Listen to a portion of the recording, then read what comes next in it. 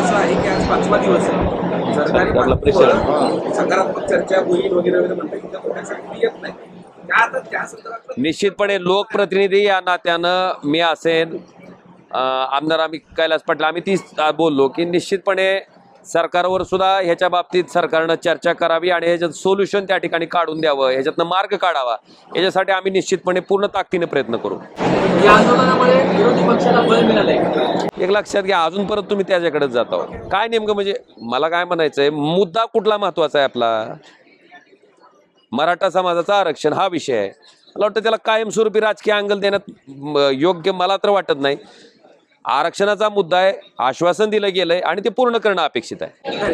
त्याला विचारायचं असं होतं की आता महाराष्ट्रातला मराठा आक्रमक होतो या आंदोलनाच्या. निश्चित दिसतंय तुम्हाला. आम्ही तुम्हाला आमची आक्रमकता कुठं कमी वाटते तुम्हाला? मी एक लक्षात घ्या, मी आता सुद्धा तुम्हाला सांगितलं की ज्यावेळेस पहिल्यांदा सुप्रीम कोर्टात याचिका मराठा आरक्षणाच्या विरोधात आलती त्यावेळेस एकही कुठलाही लोकप्रतिनिधी बोलले, मी एकमेव आहे, आपण रेकॉर्ड तपासून बघू शकता. मी त्यावेळेस बोललेलो आहे की हे आरक्षण जर टिकवायचं असेल आणि काय नेमकं आम्हीच पाप केलंय.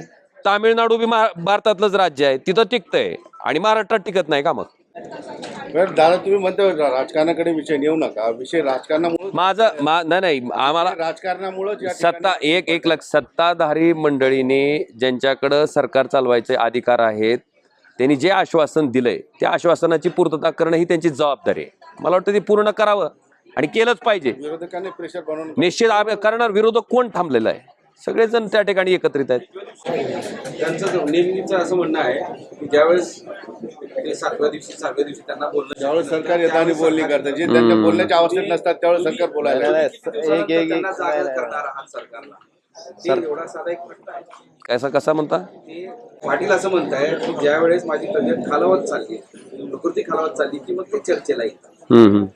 तुम्ही पण आता मला वाटतं सरकार कायमस्वरूपी नाही. आपल्या माहितीसाठी आपण ऐका जरा, ज्यावेळेस पहिल्यांदा आंतरवली सराटीला लाठीचार्ज झाला होता त्याही वेळेस मी आणि कैलास पाटील आम्ही दोघंही आलो होतो. आपण ऐका ना, माझा मला माहित आहे पाटील, प्रश्न साधा आहे की हे किती 5 दिवस 6वा दिवस